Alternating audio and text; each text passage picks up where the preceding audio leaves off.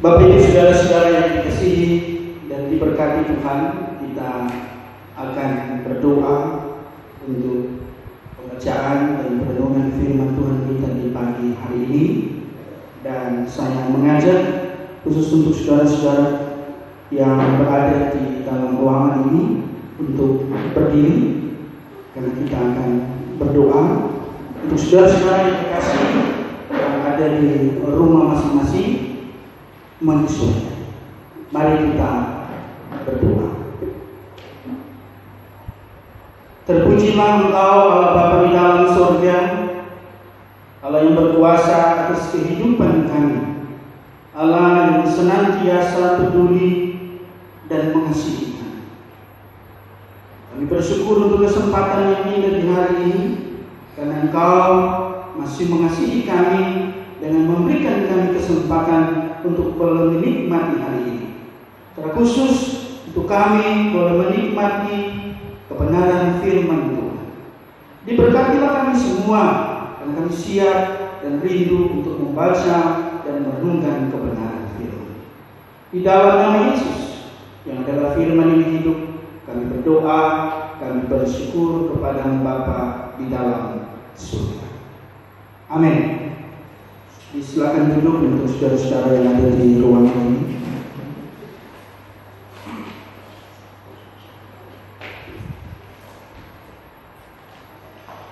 Bapak Ibu saudara-saudara yang dikasihi dan diberkati Tuhan, setiap anak Tuhan atau pada umumnya setiap manusia pasti punya pergumulan hidup. Dan setiap pergumulan itu diizinkan Tuhan terjadi dalam kehidupan kita, pasti punya jalan keluar, pasti punya solusi.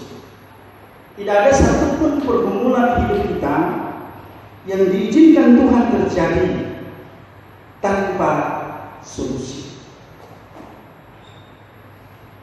Termasuk ketika kita menghadapi situasi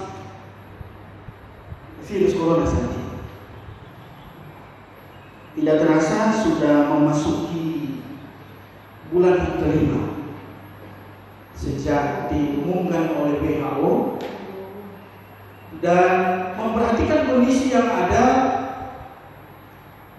dari hari ke hari. Setiap saat kita bisa perhatikan di berita bahwa tambahan kasus positif semakin hari semakin bertambah, dan pertambahan kasusnya tidak dibarengi dengan keseimbangan bertambahnya orang-orang yang sembuh dengan jumlah yang banyak.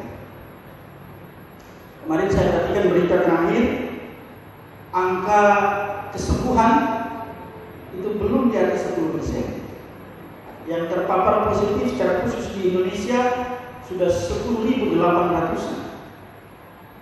Dan yang sembuh baru sekitar 1.600-1.700. Artinya belum melebihi 10%. Masih di bawah 10%. Dan tantangannya adalah bukan hanya Indonesia, tapi seluruh dunia sedang mencari-cari kira-kira jenis obat yang seperti apa yang bisa dengan cepat menyembuhkan orang yang terkena penyakit COVID ini. Sampai saat ini belum ditemukan vaksin yang tepat. Orang-orang masih mencari. Begitu banyak ramuan, begitu banyak para peneliti ilmiah berusaha menemukan obat ini. Tapi belum ada yang betul-betul bisa menyatakan bahwa obat ini sangat manjur, obat ini sangat mujarab untuk penyakit COVID. Artinya, kalaupun ada kasusnya, maka tingkat kesembuhannya juga hampir sama dengan kasusnya. Tapi sampai saat ini belum ada. Nah, hari ini kita akan melihat apakah Tuhan punya solusi, apakah Tuhan punya cara untuk mengatasi persoalan ini. Dan saya percaya cara Tuhan mengatasinya bukan hanya untuk virus corona ini, tetapi untuk semua persoalan. Tuhan memberikan satu resep yang akan kita baca dan renungkan dari kebenaran firman Tuhan, bahwa cara yang Tuhan pakai ini, solusi yang Tuhan berikan ini, bukan hanya sekedar membuat orang-orang terbebas dari paparan virus corona, tetapi termasuk ketika kita menghadapi setiap persoalan ini. Mari kita buka bersama-sama kitab Perjanjian Lama yang terdapat dalam Amsal. Bagian ini sudah sangat sering dibaca, sudah banyak yang mengetahuinya, bahkan sangat populer bagian dari ayat ini. Kita akan buka bersama-sama Amsal pasal 17. Amsal pasal 17, hanya satu ayat saja kita akan baca bersama-sama. Bapak Ibu saudara-saudara yang ada di rumah boleh mengikuti lewat Alkitab atau fasilitas apa saja yang Bapak Ibu miliki, juga termasuk saudara-saudaraku yang ada di ruangan ini, Bapak Ibu yang terkasih. Mari kita buka bersama-sama Amsal pasal 17 ayatnya yang ke-22. Amsal 17 ayatnya yang ke-22. Kita baca bersama-sama 1, 2, 3. Hati yang gembira adalah obat yang manjur, tetapi semangat yang patah mengeringkan tulang. Bapak Ibu saudara-saudara yang dikasihi Tuhan, di saat banyak ahli-ahli kimia, di saat banyak dokter termasuk ahlinya berusaha untuk menyembuhkan orang yang terpapar virus corona ataupun penyakit apa saja, segala cara mereka lakukan. Tapi dari bagian ini kita membaca bahwa penyakit apa saja itu bisa disembuhkan hanya dengan satu syarat, yaitu hati yang gembira. Bapak Ibu saudara-saudara yang dikasihi Tuhan, Salomo adalah seorang raja yang terkenal dengan kebijaksanaan. Bahkan kebijaksanaan Salomo dikatakan oleh Alkitab tidak dipunyai oleh orang-orang yang lain setelah dia. Dan bagian yang kita baca hari ini adalah termasuk dari kumpulan-kumpulan Amsal Salomo, atau dengan kata lain, kata-kata bijak dari Salomo. Persoalannya adalah kenapa Salomo kemudian menekankan hati. Dari setiap kumpulan Amsal Salomo, dari setiap kata-kata bijak Salomo, Salomo selalu menekankan tentang hati. Kenapa hati? Karena dalam Amsal pasal 4, kalau kita mundur ayat 23, Salomo berkata apa di sana? Amsal pasal 4 ayat 23, Salomo berkata, "Jagalah hatimu dengan segala kewaspadaan, karena dari situlah terpancar kehidupan." Kenapa Salomo menekankan hati?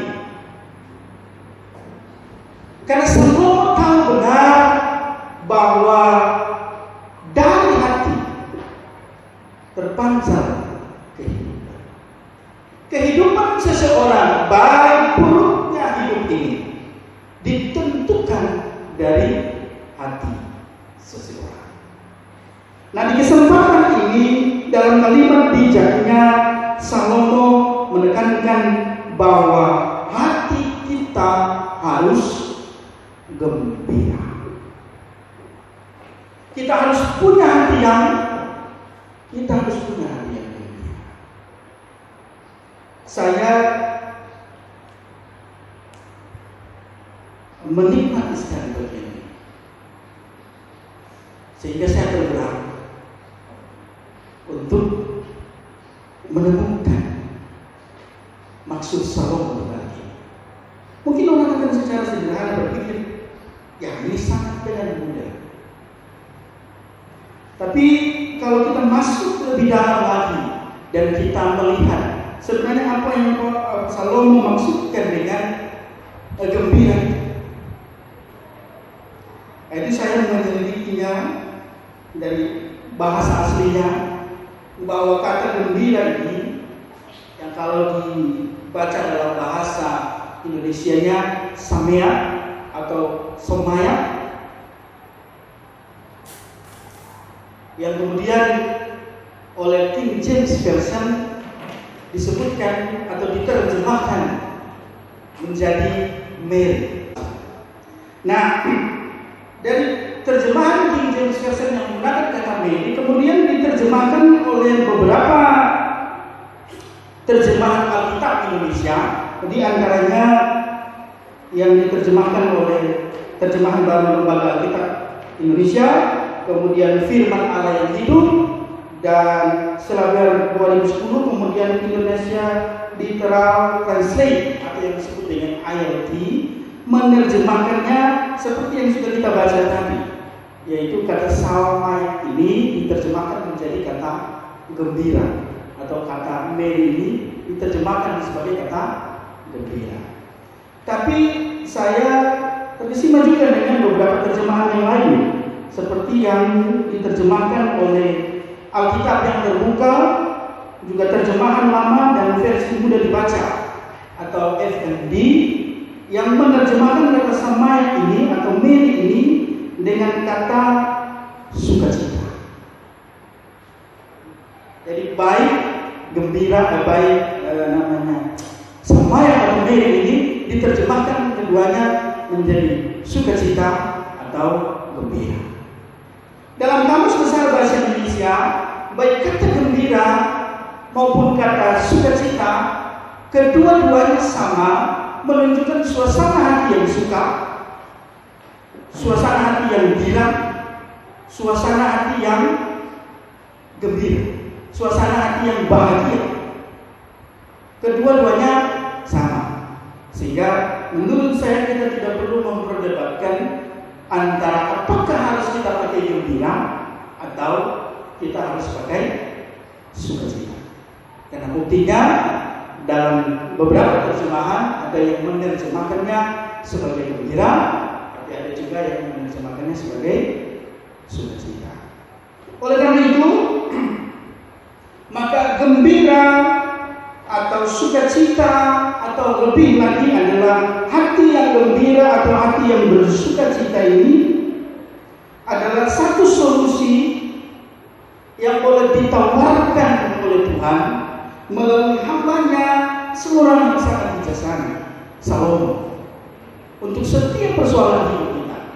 Secara khusus sebenarnya termasuk ketika kita menghadapi penyakit virus corona ini.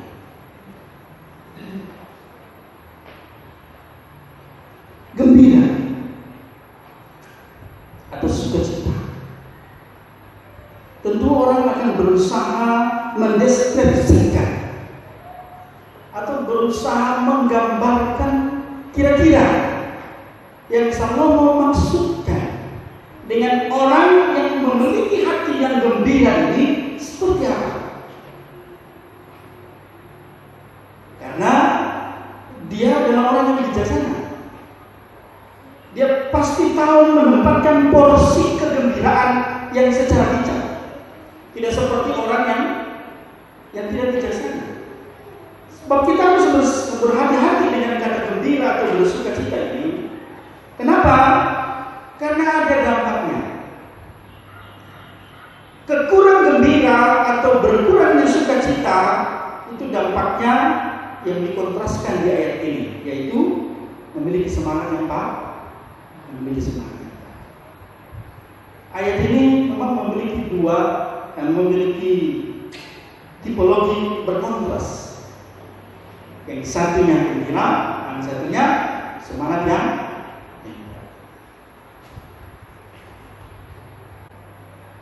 gembira yang selalu memaksudkan yang paling pertama, atau sukacita yang selalu memaksudkan yang paling pertama dari hati yang gembira ini adalah yang seperti apa? Tentu kita harus melihat pola lanjutan oleh satu tokoh yang luar biasa. Dia adalah tokoh yang dalam posisi manusia sebenarnya melebihi sana. Karena status kemanusiaannya berbeda dengan status kemanusiaan Raja Salomo. Sekalipun dia juga adalah seorang raja. Tokoh ini siapakah? Itu yang bisa kita baca dalam Lukas pasal 10 ayat 20.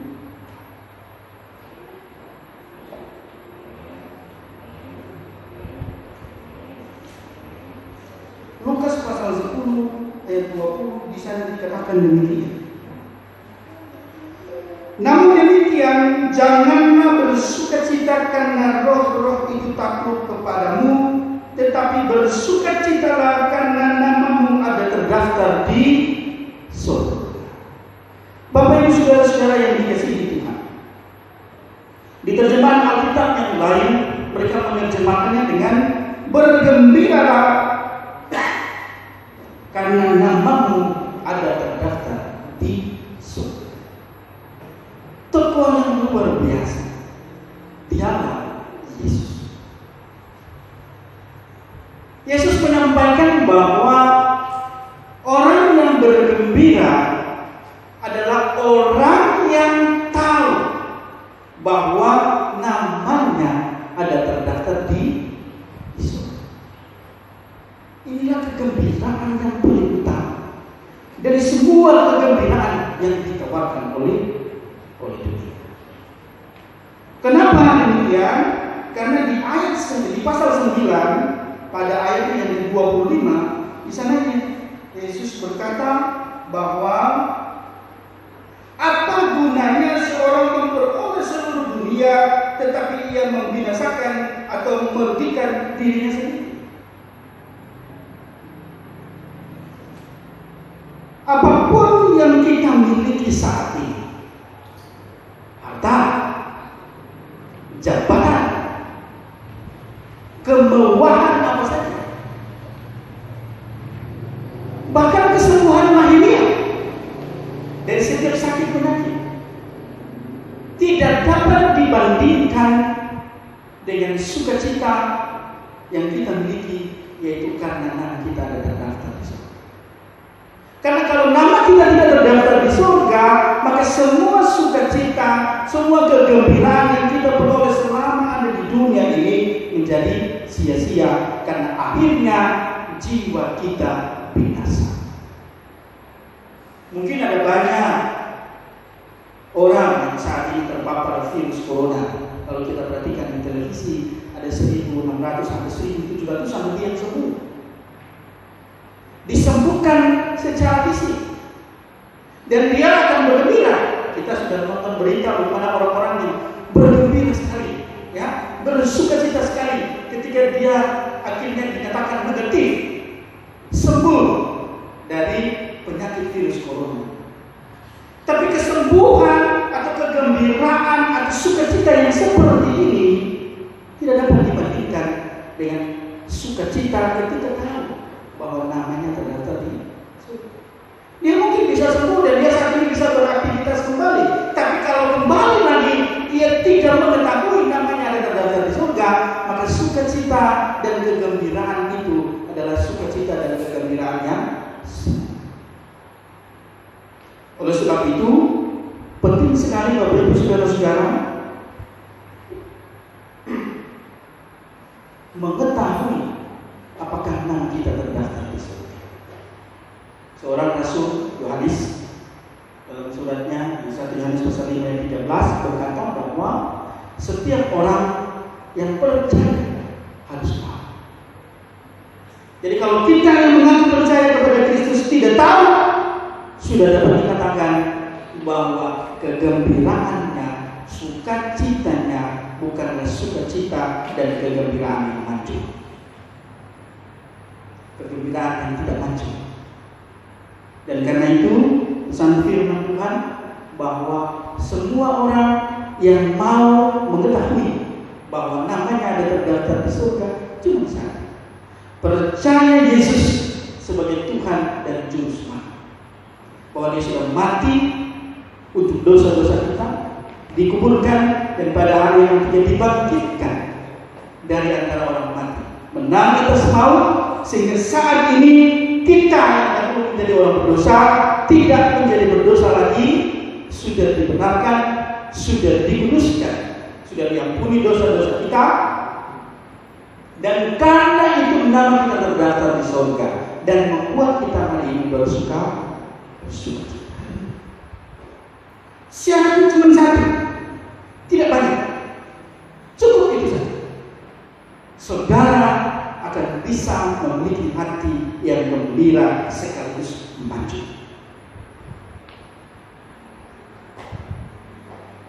Persoalan berikutnya adalah bagaimana kalau kita yang sudah tahu? Kita yang sudah mengetahui bahwa nama saya sudah terdaftar di surga. Bagaimana saya menggambarkan sukacita ini? Bagaimana saya menggambarkan kegembiraan ini di dalam hidup saya?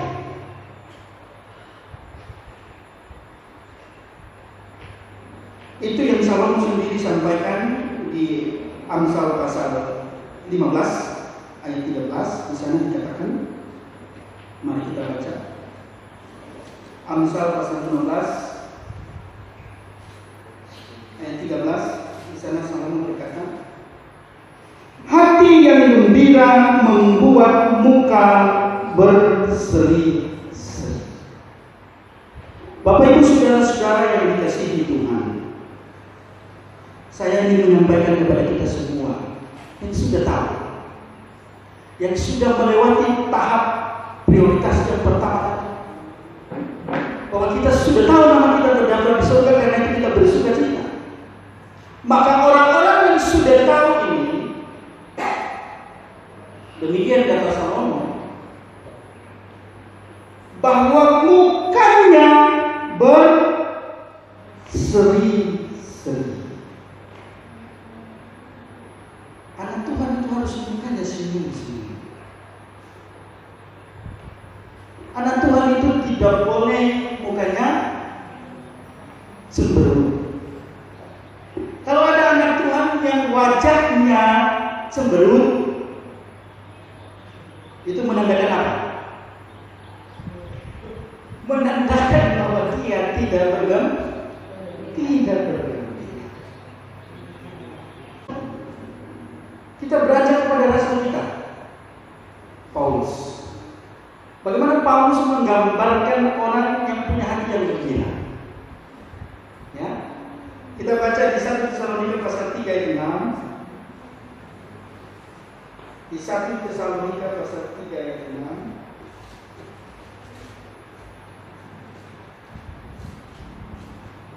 Di sana dikatakan,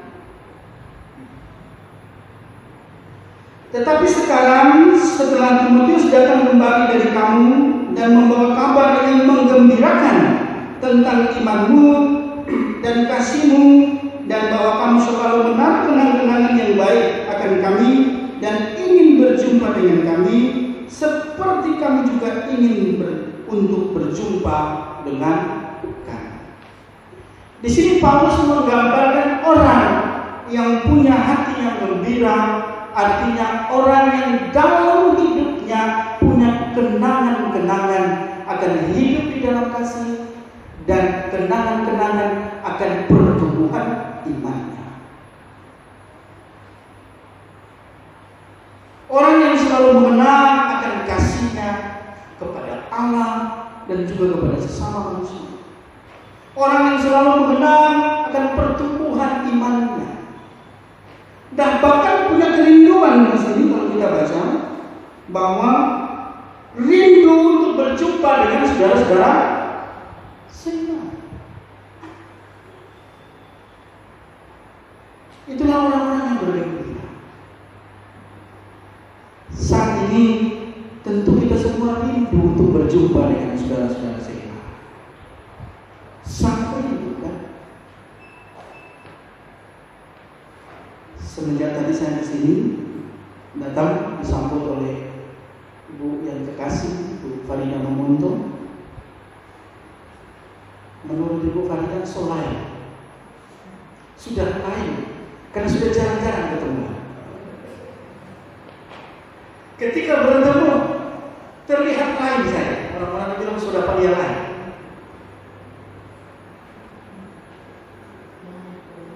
Dan tentu kerinduan untuk berjumpa itu saya percaya sudah tak tertahan lagi.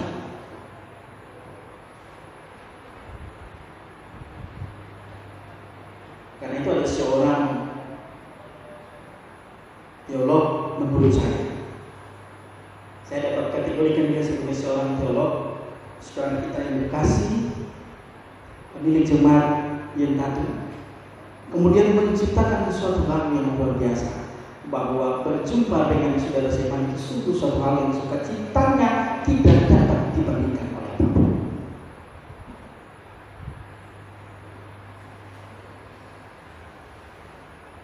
Kerinduan untuk selalu berjumpa. Oleh sebab itu kita berdoa supaya wabah ini cepat berlalu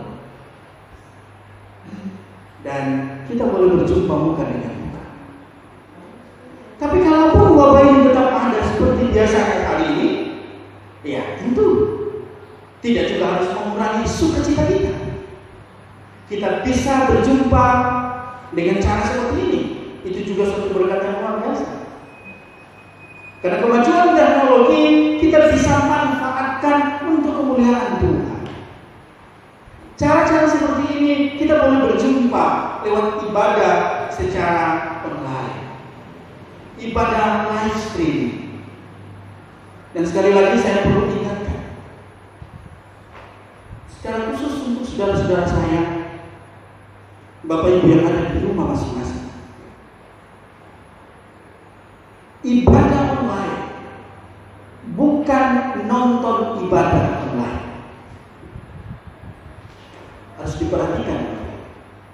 Kita beribadah secara online bukan nonton ibadah online. Artinya tidak ada yang membedakan antara sikap kita yang hadir di sini dengan sikap kita yang ada di rumah. Sikap kita harus sama. Beribadah bukan nonton. Karena kalau hanya sekedar nonton, maka sukacita itu tidak akan sempurna, saudara.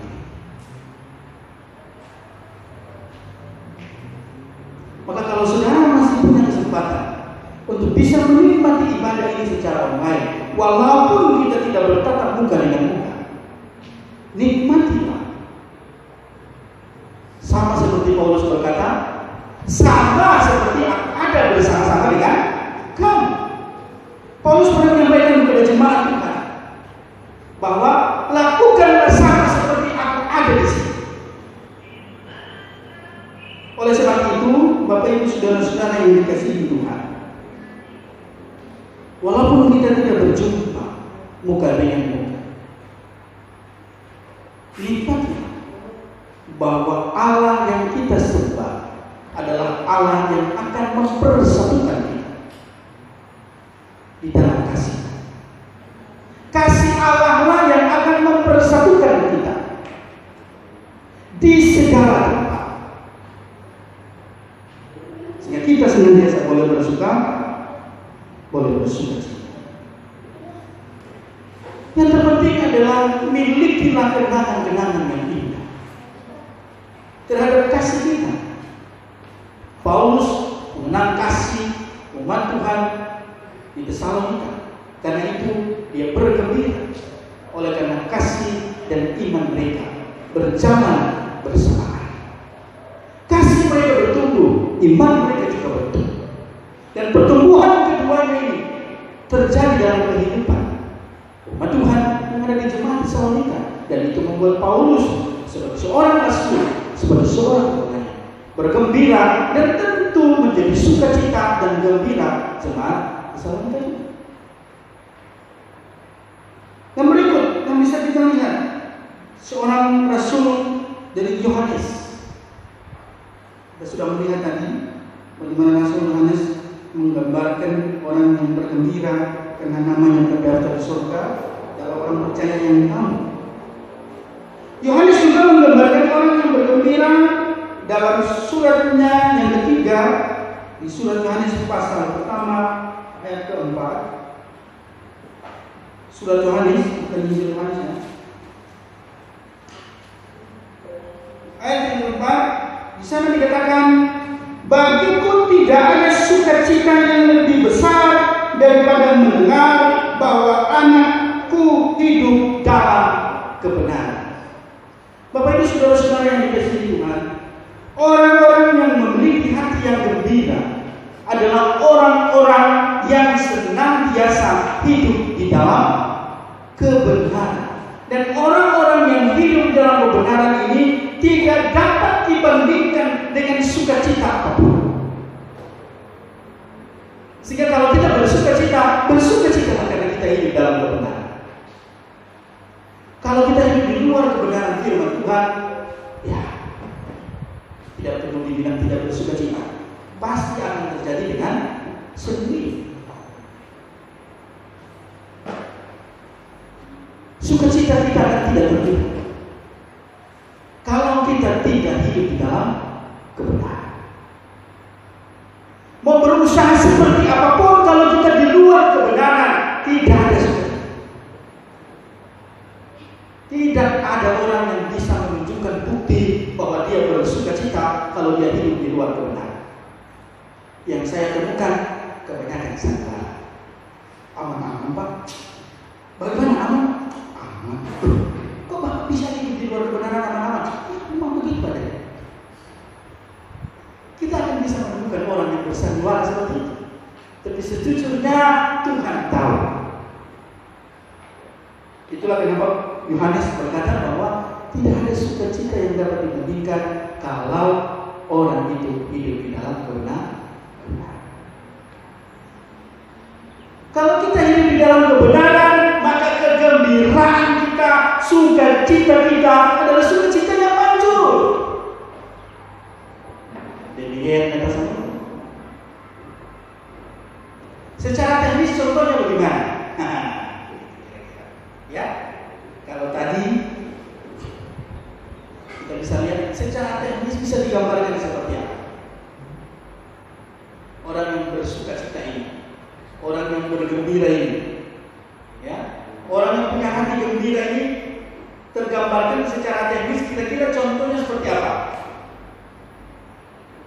Yakobus memberikan contoh, ya, Yakobus pasal 5 ayat 13 memberi contoh bagi kita.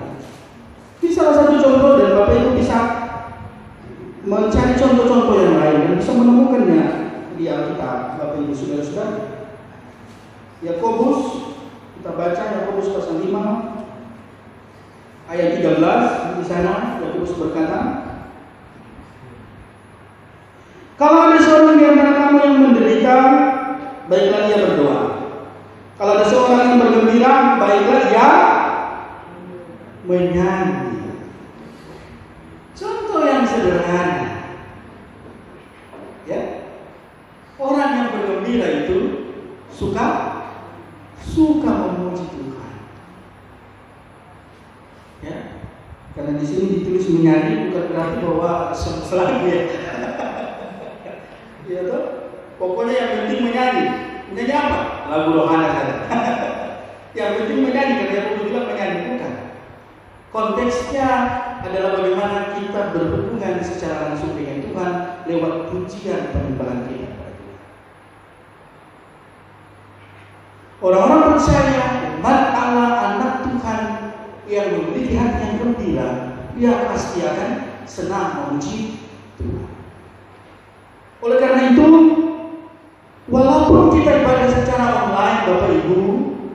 Bapak Ibu yang ada di rumah, kami tidak melihat Bapak Ibu saudara-saudara nyanyi. Tapi Tuhan melihat. Apakah Bapak Ibu memuji Dia? Dan pujian yang kita sampaikan kepada Tuhan, biar kita sampaikan dengan hati yang gembira.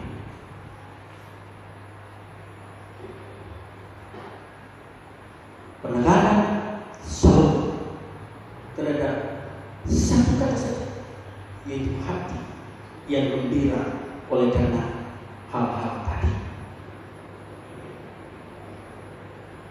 Ini yang penting. Semangat yang patah Bapak Ibu tidak perlu diuraikan, tidak perlu dijelaskan, tapi akan terlihat dengan sendirinya apabila saudara-saudara yang dikasihi Bapak Ibu tidak menikmati bagian yang pertama. Maka kebalikannya, Bapak Ibu akan mendapatkan apa yang disebut dengan semangat yang patah. Bapak Ibu akan tidak bersemangat. Pertama, kalau Bapak Ibu tidak tahu nama Bapak Ibu terdaftar di surga,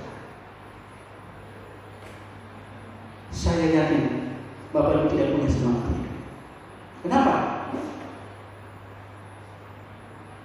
Karena saudara-saudara, orang yang tidak tahu namanya terdaftar di dalam surga tidak punya tujuan hidup.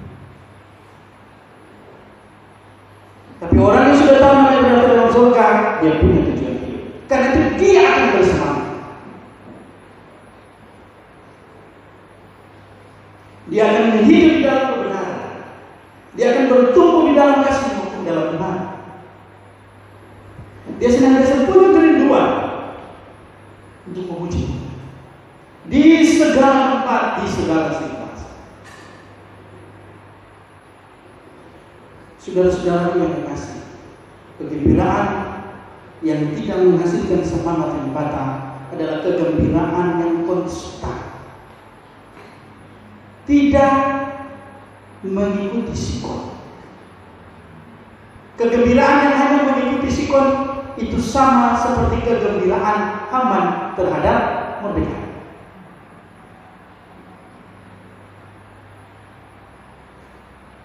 Bagaimana di sana bergembira ketika dia berdiri di depan pintu, semua yang menyembah dia, namun hanya satu orang yang tidak menyembah dia, yaitu Mordekai. Dan ketidaksetiaan Mordekai membuat kegembiraan yang berubah. Bapak Ibu saudara-saudara yang dikasihi Tuhan, apa yang selalu memaksudkan di sini adalah kegembiraan atau sukacita yang konstan, terus menerus, tidak dapat diubah oleh situasi dan kondisi. Oleh karena itu, walaupun saat ini kita di tengah-tengah wabah corona, atau walaupun saat ini kita ada dalam pergumulan hidup, kecukupan kebutuhan rumah tangga, atau persoalan apa saja, biarlah kita tetap senantiasa bersuka cita. Paulus berkata, bersukacitalah senantiasa, sekali lagi mengatakan bersuka cita.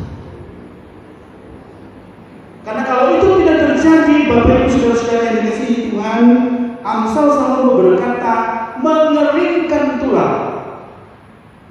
Bapak Ibu yang dikasihi Tuhan, kata mengeringkan tulang ini oleh beberapa terjemahan diterjemahkan sebagai penyakit. Tapi sesungguhnya secara sederhana kita bisa menemukan tulang yang gede itu kalau di Indonesia di mana? Itu aja. Sudah kering. Sudah menjadi tulang yang kering. Artinya apa? Sudah mati. Jadi bukan hanya sekedar sakit. Kita yang tidak punya hati yang gembira akan berakibat lebih fatal daripada sebuah penyakit, yaitu membuat kita mati. Dan sungguh sesuatu hal yang rugi sekali kalau kita anak Tuhan mati seperti itu, tidak dengan sukacita.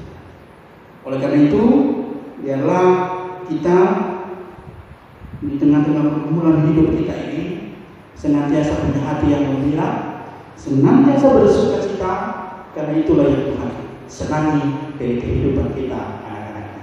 Mari kita berdoa.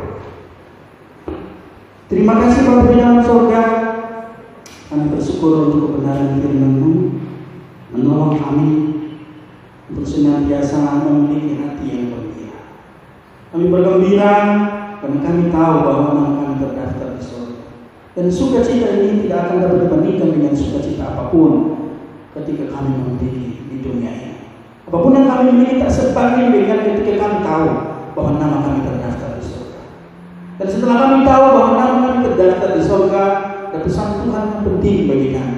Bagaimana kami hidup di tengah-tengah dunia ini, biarlah terpancar dari setiap sikap hati kami, lewat tutur kata kami, lewat wajah kami. Kami boleh menyampaikan seutuhnya kegembiraan hati kami secara murni, bukan karena sesuatu yang lain. Kemunafikan yang terjadi dalam hidup kami dijauhkan Bapa di dalam surga, karena kami merindukan apa yang Engkau beri dalam hidup kami. Untuk menunjukkan secara murni, secara benar, sebagaimana kami adalah orang-orang yang senantiasa bersuka cita, yang bergembira oleh karena kami hidup di dalam kebenaran. Kami bersyukur kalau kami boleh bersuka cita karena kami hidup dalam kasih. Kasih bersaudara di dalam anak-anak Tuhan. Kasih kami kepada Bapa di dalam surga bertumbuh dari hari ke hari. Bahkan iman kami tidak tergoyahkan, semakin disempurnakan di dalam Kristus Yesus. Bila kenangan-kenangan indah yang terjadi dalam persekutuan itu senantiasa hadir bagi kami, sehingga membuat kami semua bersuka cita. Terima kasih Bapa di dalam surga. Sukacita yang boleh kami tunjukkan lewat sikap hidup kami, lewat puji-pujian kami, lewat cara hidup kami serahkan ke dalam tangan Tuhan yang berkuasa. Engkau Allah melihat setiap kami, Engkau Allah mengetahui kegembiraan hati kami secara murni. Karena itu Bapa di dalam surga kami serahkan ke dalam tangan Tuhan yang berkuasa. Kami bersyukur kepada Tuhan. Oleh karena sukacita inilah membuat kami kuat menghadapi tantangan pergumulan hidup kami. Kami boleh ada sebagaimana kami ada ini karena sukacita yang kami miliki. Kami ada bersama Tuhan dan kami percaya Tuhan yang kami sembah tidak pernah meninggalkan kami, senantiasa selalu menyertai.